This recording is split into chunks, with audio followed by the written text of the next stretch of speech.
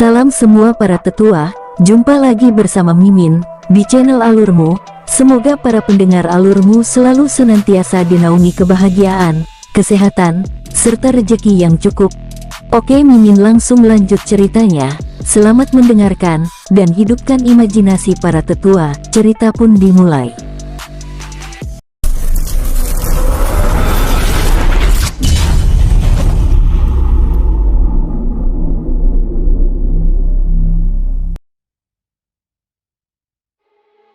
Satu bulan kemudian, King Ruo dan King Ling tiba di kota emas. Di kota itu, mereka hanya tinggal beberapa hari saja. Setelah itu, mereka kembali melanjutkan perjalanan menuju kota Wuhan. Di dalam perjalanan, "Kakak, apa di kota Wuhan kita akan mengunjungi teman lamamu itu?" King Ruo menggelengkan kepalanya. "Aku ingin mengunjungi klan Mi. Ada sesuatu yang ingin aku bicarakan dan Patriark. Apakah itu sesuatu yang penting?" "Tidak juga, hanya sekedar ingin bertanya kabar dan melihat situasi di tempat itu," ucap King Ruo sambil tersenyum dan mengusap rambut King Ling dengan lembut. Tidak berapa lama kemudian, mereka tiba di hutan lebat yang merupakan perbatasan klan Mi. Sebelum turun, tidak lupa King Ruo memasukkan kembali Si Yi ke dalam dunia jiwa dan memintanya untuk beristirahat dan memulihkan diri. Dengan berjalan kaki, King Ruo dan King Ling melewati hutan tersebut lalu menuju gerbang klan Mi. "Apa?" King Ruo dan King Ling terkejut. Dengan segera mereka lalu masuk ke dalam wilayah klan dan memindai tempat itu. "Kakak, apa yang sebenarnya terjadi? Mengapa dari langit kita dapat melihat klan ini dalam keadaan utuh, tetapi setelah memasuki gerbang tempat ini ternyata sudah rusak?" King Ruo menggelengkan kepala. "Aku juga tidak tahu. Sebaiknya kita memeriksa tempat ini. Ling aku ke utara sedangkan kamu ke selatan." "Baik." Mereka lalu bergerak dan memeriksa tempat itu. Setelah cukup lama memeriksa tempat itu, King Ruo masih belum menemukan keanehan. Tempat ini benar-benar rusak karena kekacauan itu, batinnya sedih. Yang menjadi pertanyaan King Ruo, apakah orang-orang yang tersisa bersembunyi atau melarikan diri? Setelah memeriksa wilayah utara, King Ruo pergi ke wilayah terlarang klan. Di wilayah terlarang klan, King Ruo memindai tempat tersebut dengan mata emasnya sambil berusaha merasakan jejak kehadiran aura King Helong. Benar-benar tempat yang kosong. Saat King Ruo akan pergi, King Ling dengan wajah penasaran. "GG, bagaimana? Aku tidak menemukan jejak aura apapun di tempat ini. Ling apakah kamu menemukan sesuatu? Mari ikut aku." King Ling lalu bergerak ke arah selatan. "Kakak, di sana," ucapnya sambil menunjuk pada sebuah celah yang terdapat di dinding batu. Mata King Ruo menyala. "Itu sepertinya dimensi dunia kecil, tapi apakah mereka berada di sana aku tidak tahu." "Ling apa pendapatmu? Untuk memastikan keberadaan mereka, tentu saja kita harus memasukinya." Tapi King Ruo menganggukkan kepalanya dan memahami maksud dari perkataan King Ling. "Ling aku ingin dirimu beristirahat sejenak. Masuklah," ucap King Ruo sambil membuka celah dimensi dunia jiwa. Tanpa keengganan di wajahnya. "Ling aku tahu tingkat kultivasimu sebagai kultivator dewa bumi tingkat puncak dan lebih tinggi dariku, tapi aku tidak ingin di dalam dimensi ruang dan waktu kita menemukan masalah, karena semakin tinggi tingkat kultivasi seseorang maka semakin tinggi pula tekanan pada ruang dan waktu." "Baik," jawab King Ling lalu segera memasuki dunia jiwa.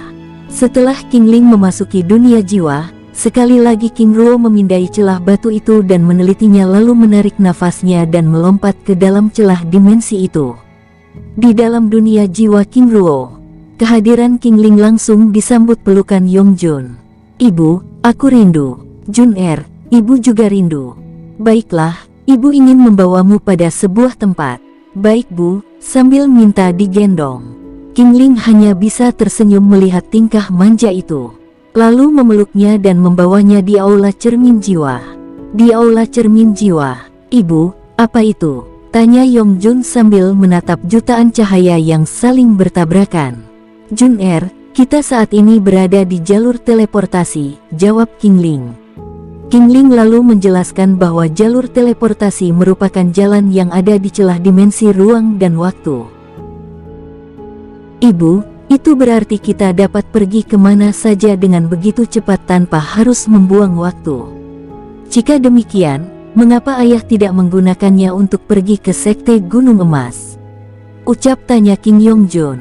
Jun-er, menggunakan jalur teleportasi tanpa dukungan kuat dari berbagai artefak tingkat tinggi merupakan tindakan yang sangat berbahaya, karena di celah itu ada badai ruang dan waktu yang sewaktu-waktu dapat merusak jalan itu.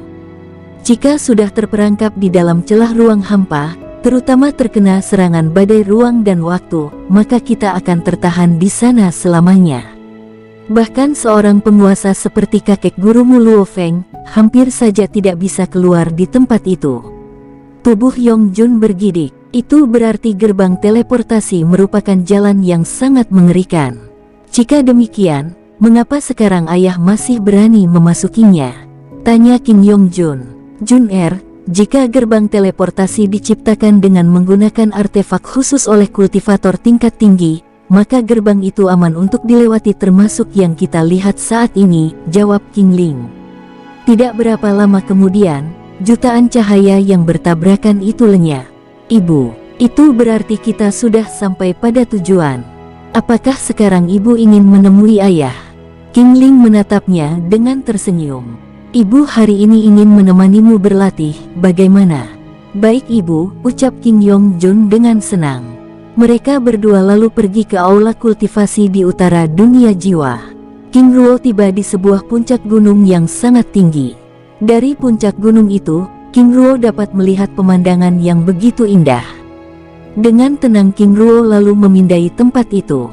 Tidak ada yang aneh, ucapnya sambil terbang secara perlahan meninggalkan puncak gunung itu. 1 hari penuh King Ruo terus mengitari tempat itu dan memeriksanya, tetapi tempat itu terlihat kosong karena tidak ada aura kehidupan sama sekali, bahkan boleh dikatakan sangat sunyi. Apakah ini dunia kecil yang telah ditinggalkan? King Ruo terdiam beberapa saat. Apakah aku perlu memanggil Tao Tao? Merasa ragu, tapi dirinya masih memanggil para guai itu dan meminta mereka menemukan benda berharga di tempat itu. Setelah Tao Tao bergerak, King Ruo juga ikut bergerak ke arah selatan hingga tiba di sebuah danau. Apa? King Ruo terkejut saat memindai tempat itu dengan menggunakan mata emasnya. Ada jejak aura di pinggir pantai danau raksasa itu. Tetapi jejak itu menghilang di dalam danau. King Ruo ragu, karena jejak yang ditinggalkan lebih kepada makhluk spiritual. Walaupun demikian dirinya harus memastikan jejak aura tersebut. Saat King Ruo hendak memasuki danau itu, Tao Tao dan Guai yang lainnya tiba. Tao Tao ada apa? Tanya King Ruo. Penguasa, ada jejak aura kehidupan yang mengarahkan kami ke tempat ini. Oh, jejak apa itu? Tanya King Ruo. Yang pastinya itu bukan jejak manusia. Jawab Tao Tao tenang. Baiklah, kalian terus jelajahi tempat ini, aku akan memasuki jejak aura di dalam danau ini, ucap King Ruo. Baik penguasa, ucap kelima guai itu lalu kembali bergerak ke berbagai arah. Menggunakan tabung perisai ruang dan waktu, King Ruo lalu memasuki danau itu dengan tenang. Saat King Ruo memasuki dasar danau, tiba-tiba puluhan kilatan cahaya mendekat ke arahnya. Selas. Boom! Ledakan dahsyat mengguncang danau tersebut. Dengan segera King Ruo melompat ke permukaan danau untuk memancing serangan tersebut. Apa makhluk yang menyerangku juga mengikuti, gumamnya dalam hati.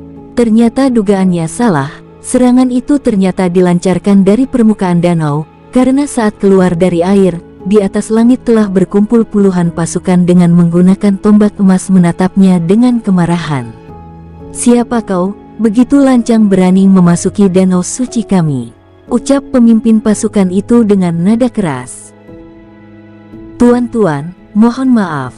Aku hanya seorang Yumu. Ini adalah pertama kalinya aku tiba di tempat ini. Dan aku juga tidak mengetahui bahwa danau ini adalah tempat suci, ucap King Ruo sambil menangkupkan tangannya dengan hormat. Jika demikian, dari mana kamu berasal dan mengapa kamu datang di tempat ini? Tanya pemimpin pasukan.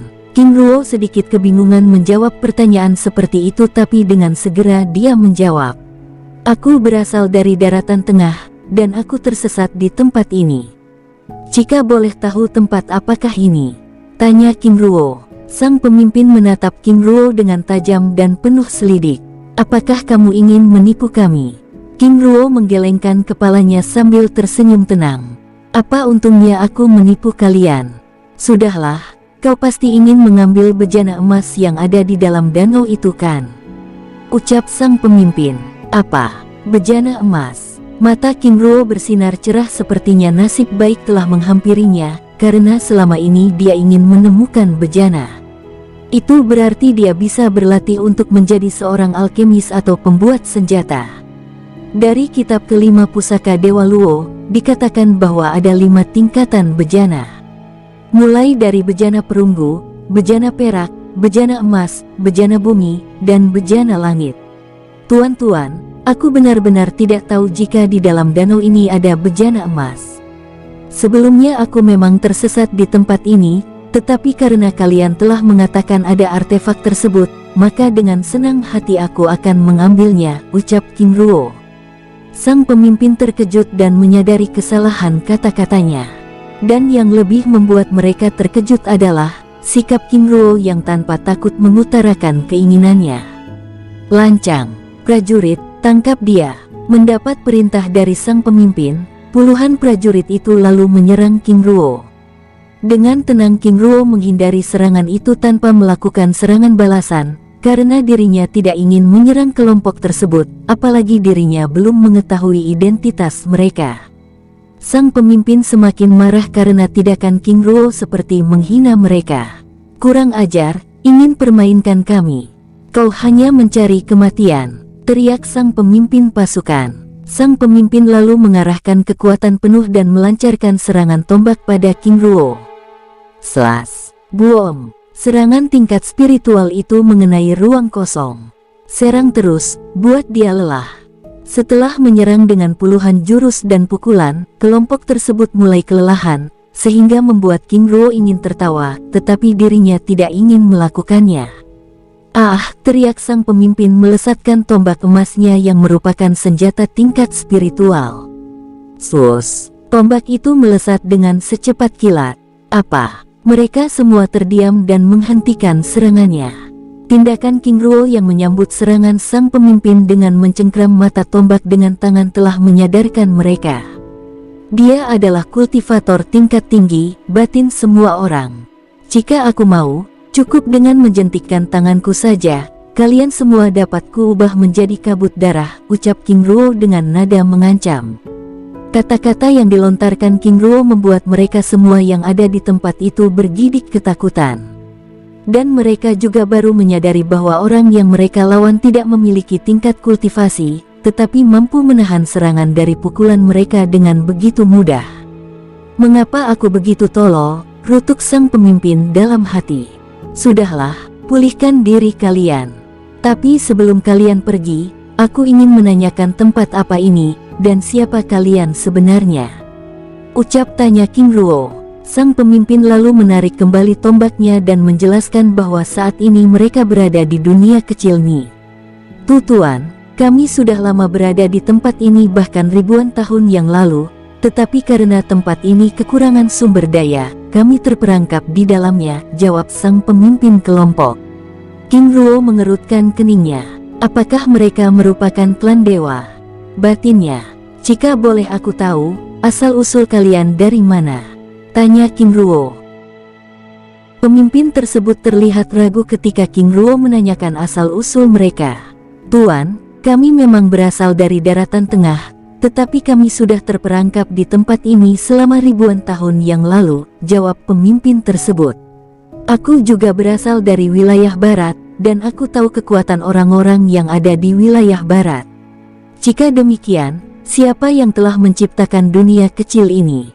Tanya King Ruo. Tuan, ribuan tahun yang lalu, leluhur kami membawa kami memasuki tempat ini sebagai pengrajin senjata, tetapi kami tidak mengetahui siapa yang menciptakan dunia kecil ini, dan kami bahkan terperangkap di dalamnya. Jika Tuan sendiri, bagaimana bisa berada di tempat ini? Ucap dan balik tanya pemimpin pasukan itu. King Ruo mengitari pandangannya menatap semua orang yang ada di hadapannya itu dengan penuh selidik. Apakah kalian benar-benar berasal dari klan Ni? Tanya King Ruo lagi. Benar Tuan, kami memang orang-orang yang berasal dari klan Ni, jawab pemimpin pasukan. Tunjukkan lencana klan yang kalian miliki, ucap King Ruo. Dengan tergesa-gesa salah seorang di antara mereka lalu menunjukkan lencana emas bergambar bejana. Ini memang lencana klan Ni, tetapi mengapa dalam pertarungan sebelumnya mereka tidak menggunakan kekuatan klan elemen api mereka? King Ruo membatin. Jika kalian yang berasal dari klan Ni, mengapa dalam pertarungan tadi kalian tidak menggunakan elemen api, tetapi menggunakan tombak emas? Tanya King Ruo. Tuan, kami telah terperangkap di dunia ini dalam waktu yang lama, sehingga banyak di antara kami yang tidak memiliki kekuatan inti api. Lalu, selama ini apa yang kalian lakukan di dunia ini? Selain itu, apakah ada orang lain yang mengunjungi tempat ini selain aku? Tanya King Ruo. Pemimpin tersebut menjelaskan bahwa di dunia kecil itu mereka hanya bertahan hidup dan berusaha mencari sumber daya untuk menaikkan tingkat kultivasi mereka. Tuan, selama ribuan tahun, hanya Anda yang pernah memasuki tempat ini, jawab sang pemimpin. Mereka semua terkejut saat melihat ekspresi King Ruo yang begitu terkejut, dan tiba-tiba tersenyum sinis. Apakah kalian ingin menipuku? King Ruo menjentikkan tangannya, satu orang di antara mereka tiba-tiba meledak menjadi kabut darah. Tidak hanya itu, King Ruo juga melempar rantai jiwa pada sang pemimpin pasukan. Tuan, apa yang Anda lakukan? Ucap sang pemimpin. Sadari sendiri kesalahan kalian. Ambilkan aku bejana emas yang ada di dalam danau ini. Setelah itu, bawa aku ke markas kalian. Jika tidak, aku akan membunuh kalian semua. Ucap King Ruo mengancam. Semua orang di tempat itu saling berpandangan. Mereka terdiam dan tidak bergerak sedikit pun, sedangkan sang pemimpin terlihat menyadari kesalahan kata-katanya. Sebelumnya sang pemimpin menuduh King Ruo dengan sengaja mencari bejana di dalam danau. Lalu sang pemimpin mengatakan bahwa hanya King Ruo yang datang di tempat itu. King Ruo menarik kesimpulan bahwa sebelumnya ada orang lain yang telah memasuki tempat itu. Slas, wus, buom. Dua prajurit berubah menjadi kabut darah. Baik Tuan, tetapi bejana di dalam danau ini dijaga oleh seekor naga hitam, dan bahkan kami tidak sanggup melawannya, ucap sang pemimpin menjelaskan. Sanggup atau tidak sanggup, itu bukan urusanku. Sebelumnya kalian telah menyerangku secara tiba-tiba, dan ingin membunuhku, dan kalian bahkan telah menipuku dengan mengaku-ngaku sebagai orang dari klan Ni. Ambil bejana itu sekarang, ucap King Ruo dengan nada yang sangat dingin. Puluhan prajurit tingkat pertapa dan tingkat spiritual itu bergidik ketakutan. Mereka benar-benar dalam situasi yang sulit, karena mereka harus menghadapi dua kekuatan yang sangat mengerikan. Di dasar danau ada seekor naga hitam, dan di permukaan danau, berdiri King Ruo yang kapan saja bisa mengubah mereka menjadi kabut darah. Tuan, kami mengaku salah Tuan. Kami adalah murid Sekte Cahaya Bintang. Sebelumnya kami diminta oleh Patriark Nuedai untuk mencari pecahan artefak terlarang, tetapi kami tidak dapat menyelesaikan misi tersebut karena tiba-tiba terjadinya kekacauan, sehingga kami harus bersembunyi di klan Ni, ucap sang pemimpin. King Ruo tersenyum sinis ketika mendengar pengakuan mereka yang menyatakan diri sebagai murid Sekte aliran hitam tersebut. Sungguh murid Sekte Cahaya Bintang mampu menyamarkan aura, bahkan mata emasnya tidak berfungsi pada tubuh mereka. Sekte Cahaya Bintang merupakan salah satu dari 4 sekte utama aliran hitam yang masih ada di jantung benua teratai biru saat ini. Selain itu, masih ada Sekte Kura-Kura Hitam, Sekte Samudera Bencana, dan Sekte Gunung Darah. Sedangkan 3 sekte lainnya yaitu Sekte Langit Kegelapan, Sekte Angin Hitam dan Sekte Naga Hitam telah dihapus oleh King Ruo sebelumnya. Jika demikian, jelaskan padaku, mengapa kalian menghancurkan wilayah klan Ni, lalu di mana mereka, orang-orang klan Ni? ucap King Ruo. "Tuan, kami tidak pernah menghancurkan wilayah klan Ni, sedangkan orang-orang klan Ni kami jadikan sebagai tawanan," jawab pemimpin pasukan. "Sudahlah, aku tidak perlu banyak basa-basi. Sekarang ambilkan bejana emas itu, lalu bawa aku pada orang-orang Ni yang kalian tawan." Para murid dari Sekte Cahaya Bintang tersebut masih terdiam. Mereka benar-benar tidak memiliki pilihan, karena sama saja mencari mati.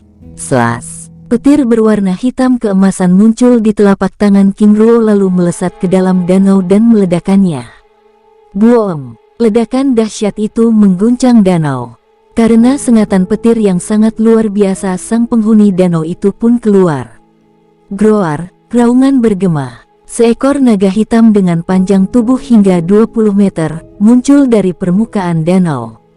Groar! Sekali lagi raungannya menggema hingga memekakan telinga semua orang. Naga hitam itu tampak sangat marah karena terusik oleh petir yang baru saja King Ruo lepaskan. Naga hitam itu menatap para murid Sekte Cahaya Bintang yang ada di hadapannya dengan kemarahan lalu menyerang dengan membabi buta. King Ruo memindai tubuh naga itu dengan mata emasnya. "Apa? Dia bukan naga sungguhan," gumam King Ruo dalam hati dengan sangat terkejut. King Ruo semakin penasaran, karena naga hitam tersebut ternyata roh naga. Lalu di mana fisiknya? King Ruo lalu melempar sang pemimpin bersama dua murid lainnya ke dalam dunia jiwa. Saat puluhan murid sedang bertarung melawan roh naga hitam, King Ruo menggunakan kesempatan itu untuk memasuki dasar danau dan terus bergerak memasuki danau. Dengan mata emas, King Ruo terus memindai tempat itu mencari bejana emas yang dimaksud. Di dasar danau, tiba-tiba King Ruo menemukan sebuah batu hitam dengan lebar hingga 3 meter yang terlihat begitu bersih dari batu-batu lainnya. Slas! Tiba-tiba memunculkan setitik cahaya keemasan. "Ini pasti dia, benda yang dijaga oleh roh naga hitam tersebut," batin King Ruo sambil melesat dengan cepat ke arah batu itu dan meraihnya. Sus! Batu hitam itu lenyap ke dalam dunia jiwa.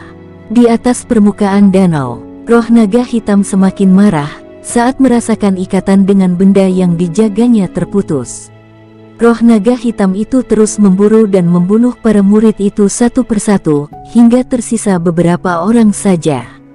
Sebagai roh hewan tingkat dewa, membunuh para tingkat pertapa dan spiritual adalah perkara mudah, tetapi kelemahannya, roh naga hitam itu tidak dapat mengeluarkan kekuatan utamanya.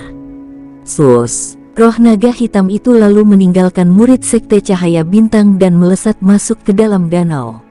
Melihat tindakan roh naga tersebut, beberapa murid yang tersisa lalu pergi meninggalkan tempat itu dengan terbirit-birit. Di dasar danau, jika rohnya ada, maka di mana fisiknya naga itu? King Ruo membatin sambil terus memeriksa dan memindai dasar danau dengan mata emasnya. Sus! Tiba-tiba roh naga hitam muncul dan menyerang King Ruo dengan penuh kemarahan. King Ruo dengan tenang menghindari serangan naga itu. Roh naga hitam itu semakin marah saat serangan yang diarahkan pada King Ruo selalu mengenai ruang kosong. King Ruo heran, biasanya naga menguasai salah satu dari 5 elemen, baik itu elemen api, air, kayu, logam atau bumi, tetapi roh naga hitam ini hanya menyerang menggunakan kekuatan luar. Apakah kekuatan sejatinya menghilang bersama tubuh fisiknya? King Ruo lalu mengeraskan tinjunya lalu melesat ke arah naga itu menyambut serangannya. Wush! Boom! Tinju King Ruo tepat mengenai kepalanya, sehingga roh naga itu terlempar beberapa meter.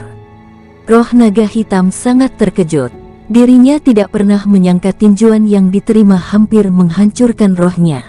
Jika King Ruo menggunakan kekuatan penuh atau senjata tingkat tinggi lainnya, dapat dipastikan rohnya akan ambyar. Walaupun hanya sebagai roh, tetapi naga hitam itu dapat merasakan kesakitan yang luar biasa di kepalanya, sehingga dengan perlahan dirinya mundur untuk melarikan diri. Lari, itu hanya mimpi. King Ruo menghampirinya dengan kecepatan cahaya lalu melilitkan rantai jiwa pada tubuhnya. Groar! Raungannya menggema seperti terdengar kesakitan, karena rantai jiwa yang melilit tubuhnya memiliki kekuatan petir yang terus menyengatnya dengan keras. Jika tidak ingin merasakan kesakitan, maka diamlah. Roh naga hitam itu meraung semakin keras. Karena tidak ingin terus mendengar raungan roh naga tersebut, King Ruo lalu melemparnya ke dalam dunia jiwanya. Setelah cukup lama mengitari dasar danau untuk mencari benda berharga lainnya, King Ruo lalu keluar dari danau itu. Kemunculan King Ruo di permukaan danau disambut dengan tatapan Tautau dan para Guai lainnya. Penguasa, arah selatan, ada aura kehidupan manusia. Baiklah, kalian semua kembali ke dunia jiwa dan beristirahat untuk memulihkan diri. Aku akan mengurusnya, ucap King Ruo sambil mengeluarkan 3 murid sekte cahaya bintang yang telah menjadi tawanan sebelumnya. Ketiga tawanan tingkat spiritual muncul di hadapan King Ruo dengan wajah pucat pasi.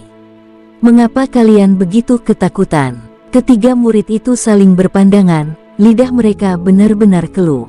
Di dalam dunia jiwa sebelumnya, mereka terlempar ke wilayah barat, sehingga sedikit banyak para tawanan yang ada di tempat itu bercerita, sehingga mereka bertiga tahu siapa pemuda yang ada di hadapannya.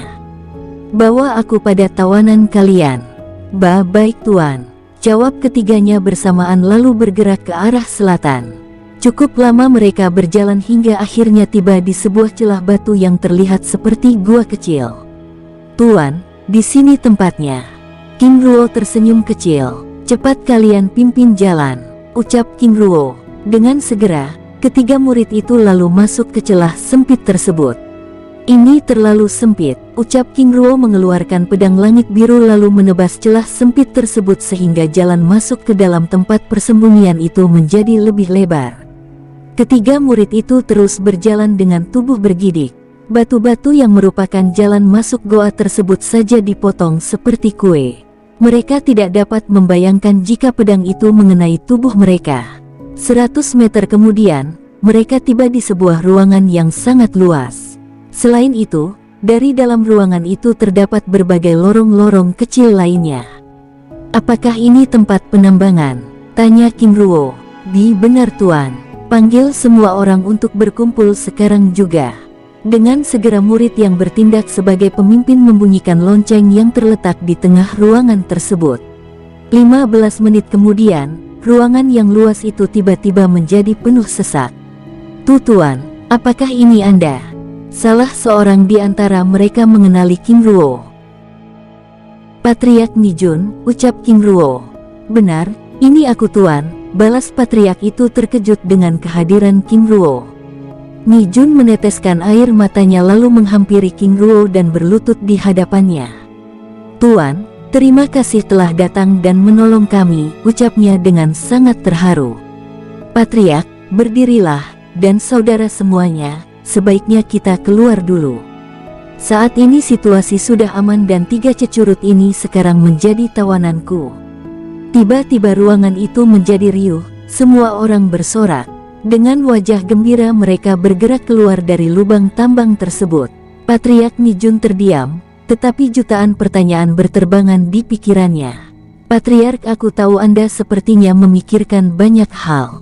Tenanglah. Di luar kita dapat membicarakannya dengan tenang.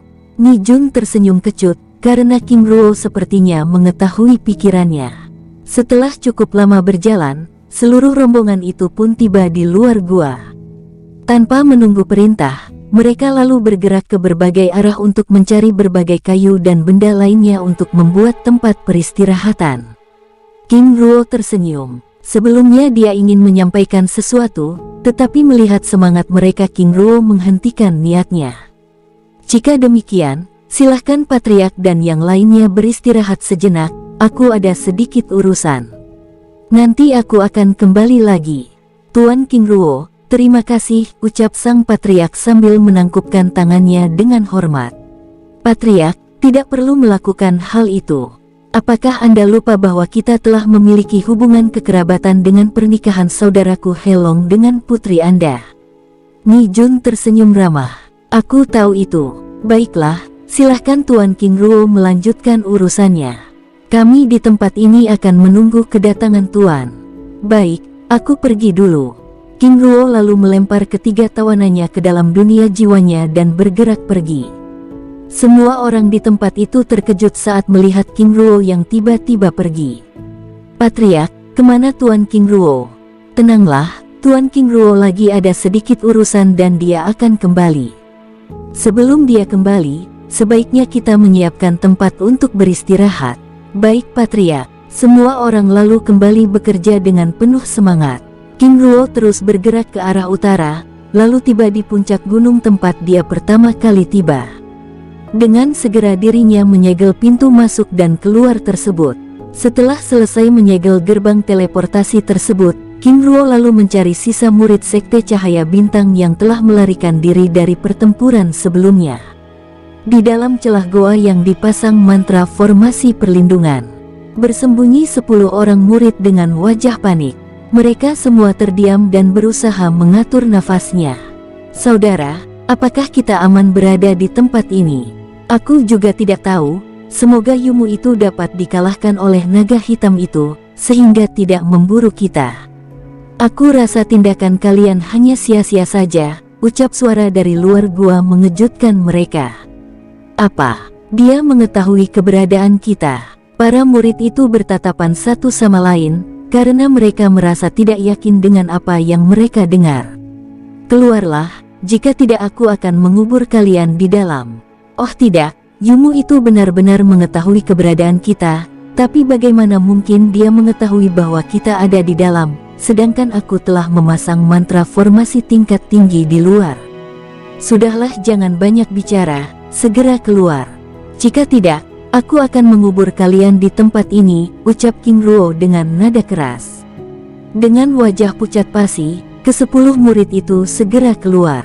Setibanya di luar gua, mereka disambut oleh senyuman sinis King Ruo. Tuan, mohon pengampunanmu Tuan, kami akan melakukan apa saja yang Anda minta, tapi jangan bunuh kami. Jika kalian tidak ingin mati, maka ikut aku.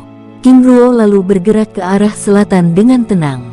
Para murid yang tidak memiliki pilihan itu lalu mengikuti King Ruo dengan jutaan pertanyaan. Cukup lama mereka terbang, hingga akhirnya tiba di depan tambang. Tuan King Ruo, Anda kembali, ucap semua orang menyapa dengan hormat. Apa, dia King Ruo? Kali ini ke-10 murid yang terbang di belakang King Ruo, tiba-tiba terjatuh hingga tersungkur. Mereka tidak pernah menyangka bahwa pemuda yang mereka hadapi sebelumnya merupakan monster dan musuh utama mereka, para murid Sekte Aliran Hitam. Yang membuat mereka begitu ketakutan adalah reputasi King Ruo yang tidak pernah mengampuni musuhnya, terutama mereka para murid dari Sekte Aliran Hitam.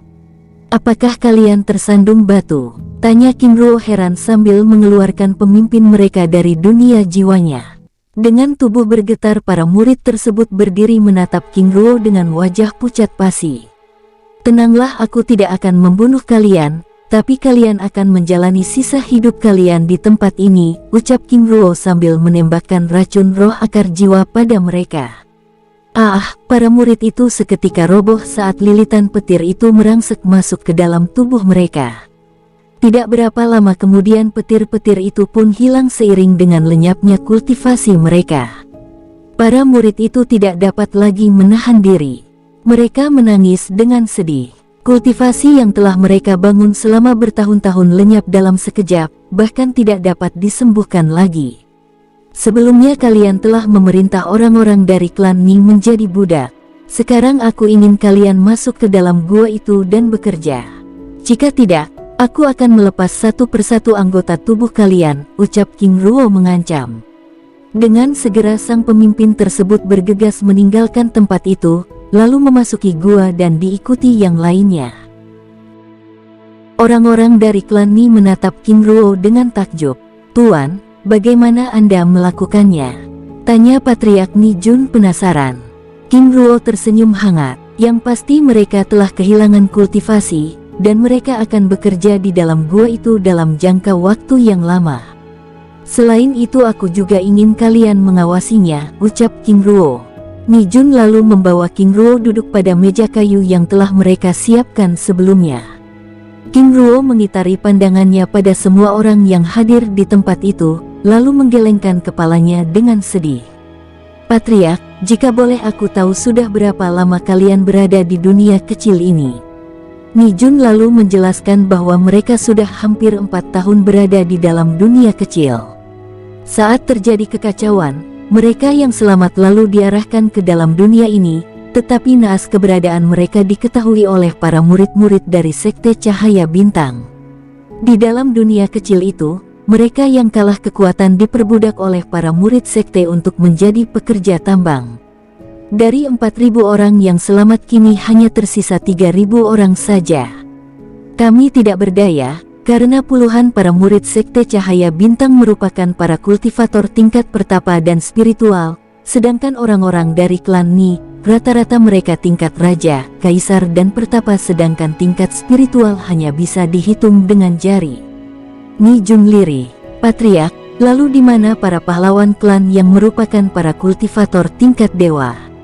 Ni Jun menggelengkan kepalanya. Untuk melindungi kami, mereka semuanya tewas. Saat itu klan tiba-tiba diserang oleh orang-orang dari sekte aliran hitam. Mereka yang menyerang rata-rata ranah dewa tingkat tinggi, hingga dewa tingkat langit dengan jumlah yang sangat banyak. King Ruo hanya bisa menggelengkan kepala. Patriark, jika boleh aku tahu siapa yang menciptakan dunia kecil ini? Ni Jun terdiam cukup lama. Tuan King Ruo, sebenarnya dunia kecil ini merupakan penjara abadi yang dibuat oleh leluhur Ni ribuan tahun yang lalu. Apa? Penjara abadi? Jika sudah tahu penjara, mengapa kalian ada di tempat ini? Lalu apa yang dipenjarakan di tempat ini? Tuan King Ruo, pada saat terjadi kekacauan, kami tidak memiliki pilihan tempat untuk melarikan diri, karena kami yakin bahwa semua tempat yang ada di wilayah barat tidak ada yang aman, sehingga kami memasuki penjara abadi ini. Ni Jun terlihat enggan mengatakan rahasia tersebut. Jika Patriark tidak ingin mengatakannya, juga tidak apa-apa. Tuan King Ruo, ini hanyalah sekedar cerita legenda dari leluhur kami mengenai keberadaan tempat ini. Adapun kebenarannya, aku tidak tahu pasti. King Ruo menatap Ni Jun dengan serius. Dahulu kala leluhur kami, Qiang Jiang yang merupakan seorang pembuat senjata yang hebat, berteman dengan seekor naga hitam yang memiliki kekuatan api biru yang sangat tinggi, tetapi tiba-tiba terjadi perselisihan di antara mereka berdua sehingga menyebabkan Qiang Jiang terbunuh. Para tetua yang tidak terima dengan kematian Qiang Jiang lalu melakukan pembalasan pada naga hitam dan mereka berhasil mengalahkannya, tetapi roh naga itu abadi sehingga ditempatkan di dunia ini lalu tersegel pada danau yang terletak di tengah dunia kecil ini, ucap Patriark Ni Jun menjelaskan. Setelah mendengar cerita Ni Jun, rasa penasaran King Ruo dengan identitas roh naga hitam akhirnya terjawab. Itu berarti fisik naga itu benar-benar telah hilang batinnya. Tuan King Ruo, apakah ada sesuatu yang ingin Tuan sampaikan? King Ruo tersenyum. Benar Patriark. King Ruo lalu menceritakan bahwa kekacauan di wilayah barat merupakan sebuah konspirasi yang dilakukan oleh 3 sekte utama aliran hitam yang berada di jantung bunga teratai biru. Kabar baiknya, kekacauan itu telah berakhir. Namun tidak menutup kemungkinan kekacauan itu akan datang lagi, sebab orang-orang dari daratan ilahi serta orang-orang dari aliran hitam menganggap pecahan artefak terlarang masih ada di wilayah barat. Sehingga boleh dikatakan wilayah barat masih belum aman. Patriark, aku menyarankan kalian semua untuk tetap tinggal di dunia kecil ini, dan membangun kekuatan. Supaya kalian mudah mengetahui informasi dunia luar, aku akan membuka akses untuk keluar masuk dari dunia kecil ini dengan mudah, ucap King Ruo. Tuan Ruo, aku memang ingin melakukan hal itu, karena menurutku tempat ini lebih aman daripada di luar sana, jawab Ni Jun bersemangat. Jika demikian, aku senang mendengarnya. King Ruo lalu membawa Patriark Ni Jun dan beberapa orang lainnya menuju puncak gunung yang menjadi gerbang teleportasi dunia kecil tersebut. Di atas puncak gunung, King Ruo lalu menciptakan berbagai bentuk mantra formasi dan melemparnya pada gerbang teleportasi. Selain itu, King Ruo juga menjelaskan cara menggunakannya sehingga gerbang itu hanya dapat digunakan oleh orang-orang dari klan Ni. Tuan King Ruo, terima kasih, ucap Ni Jun dan yang lainnya dengan hormat. Patriark, karena urusanku telah selesai, maka aku undur diri dan melanjutkan perjalananku ke Sekte Gunung Emas, ucap King Ruo sambil mengeluarkan 2 buah peti besar dan memberikannya pada Nijun. Tuan, ini, terimalah, aku ingin kalian menjadi kuat, ucap King Ruo sambil memasuki gerbang teleportasi. Nijun dan yang lainnya sangat senang. Mereka yakin benda yang diberikan oleh King Ruo merupakan sumber daya langka. Di dunia jiwa King Ruo, jutaan cahaya bertabrakan dan membentuk pemandangan indah. Ibu, ini sangat indah. Jun-er, kamu sama seperti kakakmu Zilong.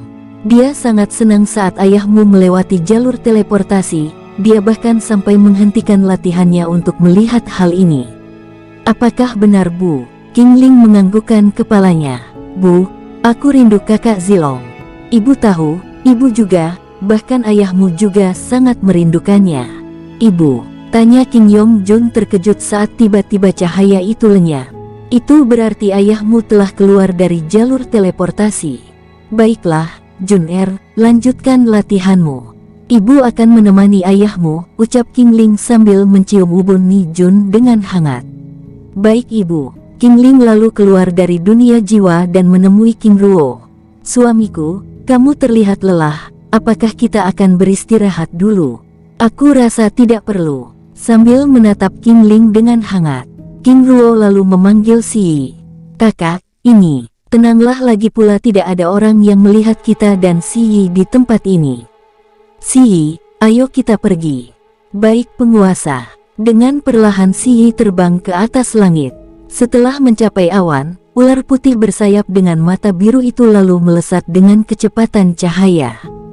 Si, kita ke arah timur, ucap King Ruo. Baik penguasa, balas Si. Di atas tubuh Si, King Ruo lalu menceritakan semua hal yang diketahui dan ditemui di dunia kecil Ni. Bahkan tentang keinginan Patriark Nijun yang ingin menetap di dunia kecil itu. Itu berarti mereka lebih aman. Apakah GG sudah mengabari saudara Helong? Ling-er, terima kasih telah mengingatkanku. King Ruo tersenyum kecil. Jika tidak diingatkan oleh King Ling, dia mungkin sudah lupa untuk menyampaikan berita itu.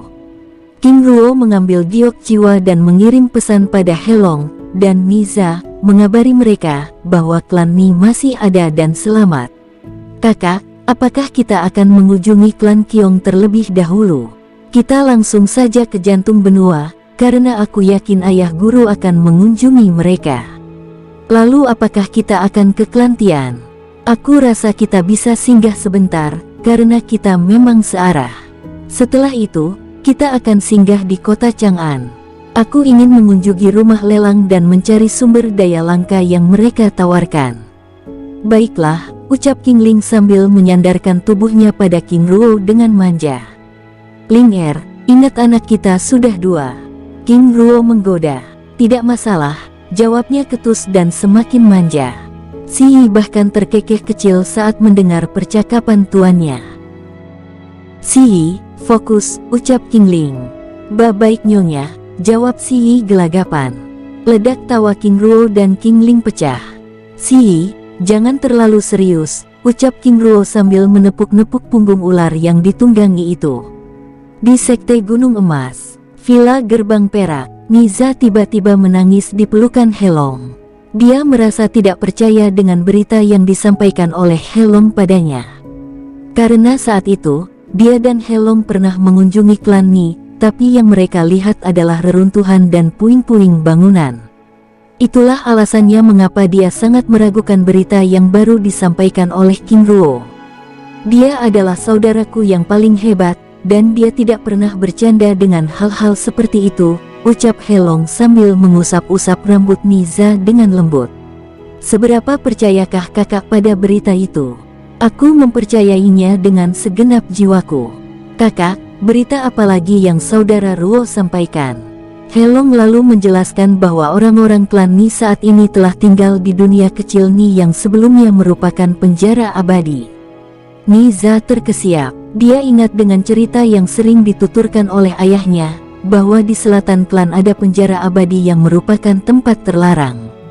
Kebodohannya saat mengunjungi klan sebelumnya, dia tidak memeriksa tempat itu.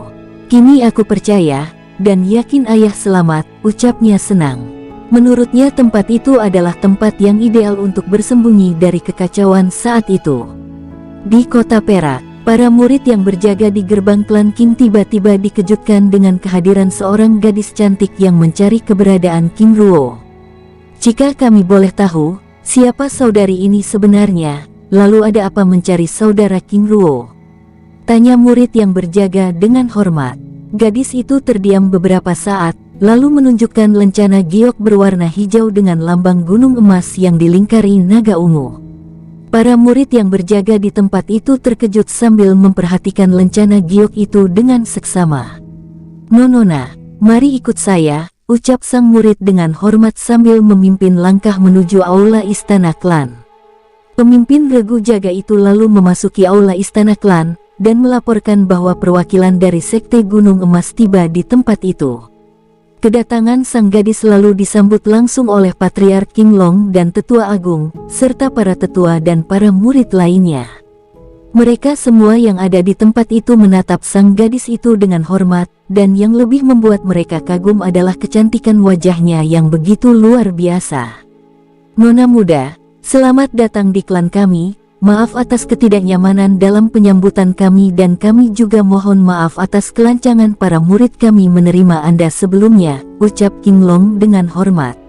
Wajah sang gadis tiba-tiba memerah, terutama melihat sikap Patriark King Long dan semua orang yang menganggapnya sebagai tamu terhormat. "Guru benar-benar hebat, ternyata lencana giok hijau ini sangat luar biasa," batinya.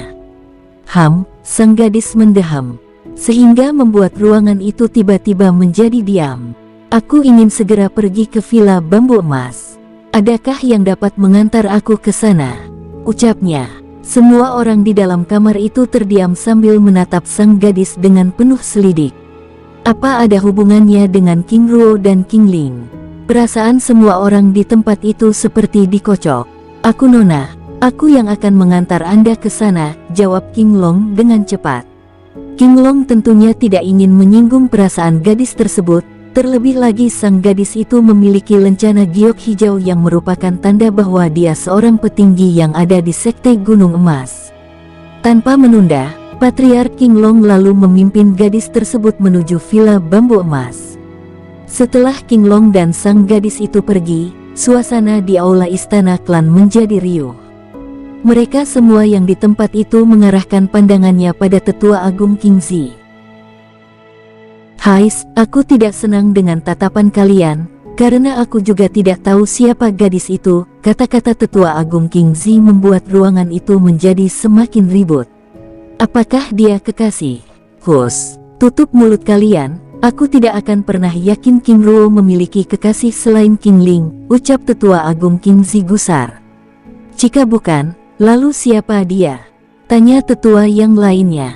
"Bisa saja gadis itu adalah muridnya, karena kita juga tahu bahwa King Ling juga memiliki seorang murid yaitu He Tianba." "Aku tidak yakin, jika gadis itu adalah muridnya," jawab salah satu tetua. "Aku minta kalian semua bubar.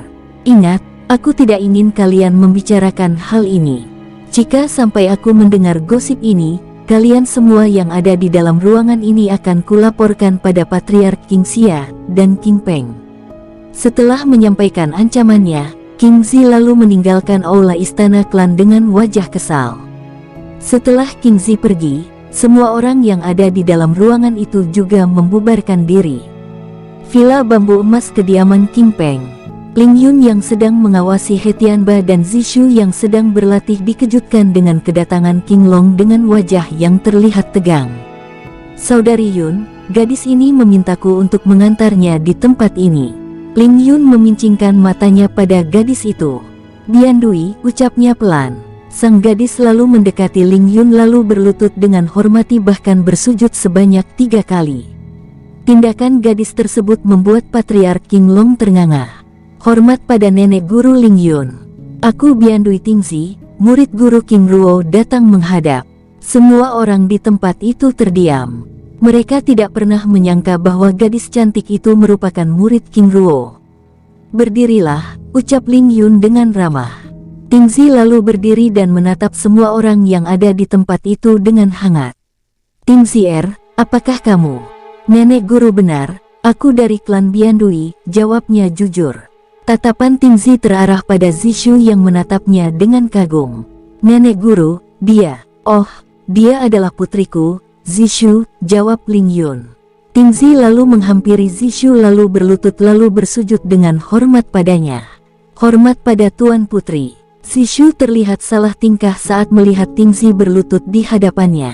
Mengapa kakak, Tuan Putri, jangan panggil aku kakak, hamba adalah seorang Biandui, seorang abdi klan Sen Guo Shiling, jawabnya menyela kata-kata Zishu. Aku juga bukan Tuan Putri. Panggil saja aku bibi kecil. Baik Tuan Putri, bibi kecil, ucap Tingzi gelagapan. Tingzi, itu berarti kamu tahu siapa ibuku? Tanya Zishu dengan mata berkedip-kedip. Bibi kecil benar, hamba tahu nenek guru, dia adalah seorang putri klan Sen Guo Shiling. Aku seharusnya memanggil dia sebagai Tuan Putri, tapi guru memintaku untuk memanggilnya nenek. Tapi apakah ibuku terlihat seperti nenek-nenek? Ucap Zishu. Tuan Putri, hamba tidak berani, sambil bersujud. Zishu, mengapa kamu menggoda murid kakakmu seperti itu? Ibu aku ingin melihat wajahnya yang memerah, karena terlihat sangat cantik, ucap Zishu lalu memeluk Tingzi dengan hangat. Tingzi bangunlah, aku menggodamu. Bibi kecil, menggoda apanya? Aku bahkan hampir muntah darah mendengar kata-kata Anda. Tingzi membatin. Tingzi lalu duduk dan memperkenalkan diri pada semua orang. King Long yang telah mengetahui kebenaran dan latar belakang gadis tersebut lalu meninggalkan villa bambu emas. Tingzi, bagaimana bisa kamu menjadi murid kakakku? Tanya Zishu penasaran. Bibi kecil, aku bertemu dengan guru di Pulau Nanren. Adapun bagaimana aku bisa menjadi muridnya itu karena aku yang mengemis padanya, jawab Tingzi jujur dengan wajah malu-malu. Zishu tertawa lucu. Tingzi, ceritamu sama dengan Hetianba yang meminta menjadi murid kakak Ling, ucapnya sambil menatap Hetianba yang juga tersenyum kecut. Tingzi, apa yang membawamu datang ke tempat ini? Tanya Ling Yun penasaran. Tiba-tiba wajah Tingzi berubah sedih. Nenek guru, guruku pergi meninggalkanku tanpa pamit, hanya meninggalkan secarik kertas di atas meja dan memintaku untuk mencarinya di dua tempat, yaitu Villa Bambu Emas di klan King dan Sekte Gunung Emas. Selain itu, aku meninggalkan Pulau Nanren untuk berpetualang. Ling Yun hanya bisa menggelengkan kepala. Apakah kamu tidak takut? Tingzi, aku tahu tingkat kultivasimu tinggi, tetapi seorang gadis cantik berjalan sendirian merupakan hal yang sangat berbahaya. Setelah ini kemana tujuanmu? Ucap Ling Yun. Nenek guru, aku tahu bertualang sendiri adalah hal yang berbahaya, tetapi aku akan tetap pergi ke jantung benua teratai biru untuk menemui guruku dan mengabdi padanya. Nenek guru, aku minta izin untuk tinggal beberapa hari di tempat ini. Apakah boleh? Ucapnya sambil menundukkan kepalanya. Tingzi, aku sangat senang jika kamu tinggal di sini. Lagi pula, kamu juga dapat membimbing Zishu dan Hetianba, ucap Ling Yun ramah. Nenek guru, terima kasih. Tingzi, aku dan Hetianba juga akan pergi ke jantung benua teratai biru untuk menemui kakak Ruo di Sekte Gunung Emas. Bagaimana jika kita pergi bersama-sama, tetapi itu akan menunggu waktu yang lama, hingga aku menjadi kuat seperti kalian, ucap Zishu. Tingzi tampak bersemangat. Bibi kecil, apakah benar yang Anda katakan? Jika demikian, aku akan menunggu bibi kecil hingga kita bisa pergi bersama-sama. Tentu saja, Tingzi, dalam beberapa hari ini aku akan menemui guruku di rantai Gunung Petir, dan kalian juga bisa ikut di sana berlatih dengan aku bagaimana? Ucap Zishu. Bibi kecil, aku sangat bersedia, jawab Tingzi dengan penuh semangat. Tingzi terlihat sangat bahagia, karena selama ini, baik itu di Pulau Nanren, dirinya tidak pernah memiliki satupun teman yang dapat diajaknya berbicara. Saudari Tianba, jika aku boleh tahu, siapa guru bibi kecil? Tanya Tingzi penasaran. Saudari Tingzi, guru bibi kecil adalah kultivator agung, yaitu penguasa agung Luo Feng. Apa? Bukankah penguasa agung Luo Feng adalah penguasa selatan di daratan ilahi, tapi bagaimana bisa dia ada di daratan tengah? Bibi kecil, apakah benar demikian? Si Shu mengangguk sambil tersenyum kecil. Tingxi hanya bisa menatap adik gurunya tersebut dengan kagum dan takjub. Mereka berempat terus berbincang-bincang hingga menjelang malam. Dan Mimin geser ceritanya, tetua alurmu. Di atas langit samudera biru, seekor ular putih bersayap melesat dengan kecepatan tinggi. Matanya yang berwarna biru mengawasi keadaan sekitar dengan tajam. Ling Er, aku ingin menunjukkan sesuatu padamu, ucapnya sambil mengeluarkan sebuah bola kristal berwarna putih. Kakak, benda apa ini? Ini disebut dengan kristal kenangan. Aku ingin Ling Er melihat seseorang di sana, ucapnya sambil meneteskan setetes darah dari botol giok kecil pada bola kristal tersebut. Sus! Bola kristal itu bergetar. Tidak lama kemudian, dari bola kristal itu muncul bayangan seorang gadis cantik yang terus berlutut di hadapan King Ruo. Aku tidak akan bangun sampai Anda menerimaku menjadi murid, ucap gadis itu. Hais, jika kau menjadi muridku, apa yang akan kau lakukan padaku? Balas King Ruo. Aku akan mengikuti, mendengar kata-kata Anda, serta melayani Anda dengan seluruh kekuatanku sepanjang hidupku, ucap sang gadis. Sus, visual itu tiba-tiba hilang. Kakak, siapa dia? Dia adalah Biandui Tingxi, murid pertamaku, seorang yang berasal dari klan Dewa Biandui yang merupakan abdi klan Dewa Ling. Saat ini dia sudah berusia 16 tahun, dan merupakan seorang ahli mantra formasi. Aku bahkan meninggalkannya di Pulau Nanren tanpa pamit. Apa pendapat Ling Er pada gadis itu? Aku setuju saja, sepertinya dia gadis yang baik, tapi mengapa kakak meninggalkannya begitu saja? Saat itu, di pikiranku hanya pulang, dan pulang.